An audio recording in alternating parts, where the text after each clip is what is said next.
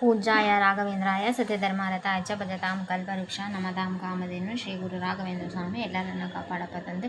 ಎಲ್ಲರಿಗೂ ಒಳ್ಳೆಯದನ್ನು ಮಾಡು. ಸರ್ವೇ ಜನ ಸುಖಿನೋ ಭವ. ಟೊಮೊಟೊ ತೊಗೊಂಡು ನೀಟಾಗಿ ತೊಳ್ಕೊಬೇಕು. 2-3 ಸಲ ನೀಟಾಗಿ ತೊಳೆದು ಕಟ್ ಮಾಡ್ಕೋಬೇಕು. ಈ ಟೊಮೊಟೊ ತೆಗೆದು ಬೇರೆ ಟೊಮೊಟೊ ಹಾಕ್ಕೊಂಡು ಹಣ್ಣು ಟೊಮೊಟೊ ಹಾಕ್ಕೋಬೇಕು. ಓಕೆ, ಹಣ್ಣಿರೋದು ಹಾಕ್ಕೊಂಡು ಇದು ಸ್ವಲ್ಪ ಕಾಯಿ ಇದೆ ತಗೊಂಡು ಇದು ಕಾಯಿ ಇದೆ ತಗೊಂಡು ಹಾಕ್ಕೊಂಡು ಓಕೆ, ಇದು ನೀಟಾಗಿ ತೊಳೆದಾಗಿದೆ. ಇವಾಗ ಕಟ್ ಮಾಡ್ಕೋಬೇಕು. ಎಣ್ಣೆ ಹಾಕೋಬೇಕು. ಸ್ವಲ್ಪ ಎಣ್ಣೆ ಹಾಕೊಂಡ ನಂತರ ಸ್ವಲ್ಪ ಬೆಳ್ಳುಳ್ಳಿ ಇದೆಲ್ಲ ಬೆಳ್ಳುಳ್ಳಿ ಹಾಕ್ಕೊಂಡು ನಂತರ ಕಸೂರಿ ಮೇಥಿ. ಓಕೆ, ಸ್ವಲ್ಪ ಕಸೂರಿ ಮೇಥಿ ಹಾಕೊಂಡ್ಬಿಡೋಣ. ಓಕೆ, ಕಸೂರಿ ಮೇಥಿ ಹಾಕೊಂಡ ನಂತರ ಇವಾಗ ಟೊಮೊಟೊ ಸ್ಲೈಸಸ್ ಎಲ್ಲ ಕಟ್ ಮಾಡ್ಕೊಂಡಿದೆ ಅಲ್ಲ, ಟೊಮೊಟೊ ಸ್ಲೈಸಸ್ ಅದು ಹಾಕ್ಕೋಬೇಕು. ಅದು ಸ್ವಲ್ಪ ಇದೆ ಹಿಂಗಾಗಿ ಸ್ವಲ್ಪ ಅರೋಮಾ ಎಲ್ಲ ಬರಬೇಕು. ಓಕೆ, ಸೀದೋಗಬಾರ್ದು, ಅರೋಮಾ ಅಷ್ಟೇ ಬಂದರೆ ಸಾಕು. ಇವಾಗ ಟೊಮೊಟೊ ಸ್ಲೈಸಸ್ ಎಲ್ಲ ಕಟ್ ಮಾಡ್ಕೊಂಡಿರೋದು ಹಾಕ್ಕೊಂಡ್ಬಿಟ್ಟು ಓಕೆ,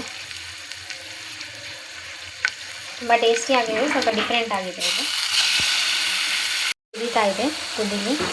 ಇದು ಕುದೀತಿರ್ಬೇಕಾದ್ರೆ ಇವಾಗ ಸ್ವಲ್ಪ ಉಪ್ಪು ಹಾಕೋಣ. ರುಚಿಗೆ ತಕ್ಕಷ್ಟು ವೈಟ್ ಸಾಲ್ಟೇ ಹಾಕ್ಕೊಳ್ತೀನಿ. ದಪ್ಪನೇ ಹಾಕೋಣದು ಜಾಸ್ತಿ, ಸಣ್ಣದೆಲ್ಲ ಕಡಿಮೆ ಹಾಕ್ಕೊಳ್ತೀನಿ ನಾನು ಸ್ವಲ್ಪ. ಆಯಿತಾ, ನೆಕ್ಸ್ಟ್ ಇವಾಗ ಚೂರು ಅರಿಶಿನ ಪುಡಿ ಹಾಕ್ಕೊಳ್ಬೇಕು.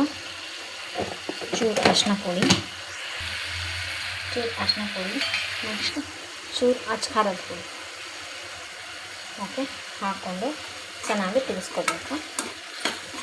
ನೀರೆಲ್ಲ ಏನು ಹಾಕೋದು ಬೇಡ, ಹಿಂಗೆ ಬೇಯಿಸ್ಕೋಬೇಕು.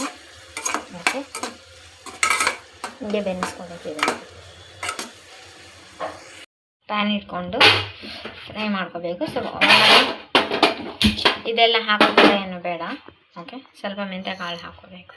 ಓಕೆ, ಸ್ವಲ್ಪ ಮೆಂತ್ಯಕಾಳು ಹಾಕ್ಕೊಂಡು ನಂತರ ಸ್ವಲ್ಪ ಜೀರಿಗೆ ಅಷ್ಟೇ ಸಾಕು. ಜೀರಿಗೆ ಮೆಂತ್ಯಕಾಳು ಹಾಗೂ ಸ್ವಲ್ಪ ಮೆಣಸು. ಓಕೆ, 1-8 ಮೆಣಸು ಸಾಕಿಷ್ಟೇ. ಫ್ರೈ ಮಾಡ್ಕೋಬೇಕು. ಇದನ್ನ ಎಣ್ಣೆ ಎಲ್ಲ ಹಾಕೋದೆಲ್ಲ ಬೇಡ, ಹಾಗೆ ಫ್ರೈ ಮಾಡ್ಕೋಬೇಕು. ಒಣದೆ ಇಷ್ಟು ಇದಾಯಿತಾ. ಇದಾದಮೇಲೆ ಹುರ್ಕೊಂಡಿರೋದೆಲ್ಲ ಕುಟ್ಟಾಣಿಯಾಗಿ ಹಾಕಿ ಕುಟ್ಕೋಬೇಕು. ಮೆಣಸು, ಮೆಂತ್ಯಕಾಳು, ಜೀರಿಗೆ 3 ಇದೆ, ಹುರ್ಕೊಂಡಾಗಿದೆ. ಇವಾಗ ಕುಟ್ಟಾಣಿಯಾಗಿ ಕುಟ್ಕೋಬೇಕು.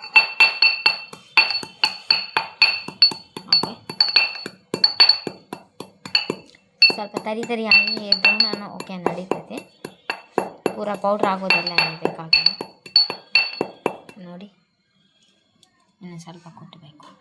ಓಕೆ, ಇನ್ನು ಸ್ವಲ್ಪ ಕುಟ್ಟೋಣ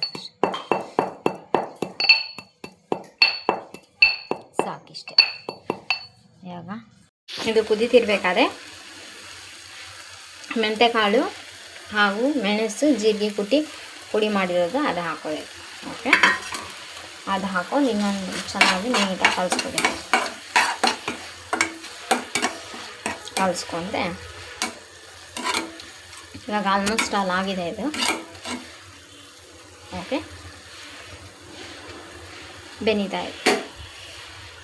very simple and easy and just 4 ingredients ಅಷ್ಟೇ. ಜೀರಿಗೆ ಹಾಗೂ ಮೆಣಸು ಹಾಗೂ ಮೆಂತ್ಯಕಾಳು ಅಷ್ಟೇ ಹುರಿದು ಪುಡಿ ಮಾಡೋದು.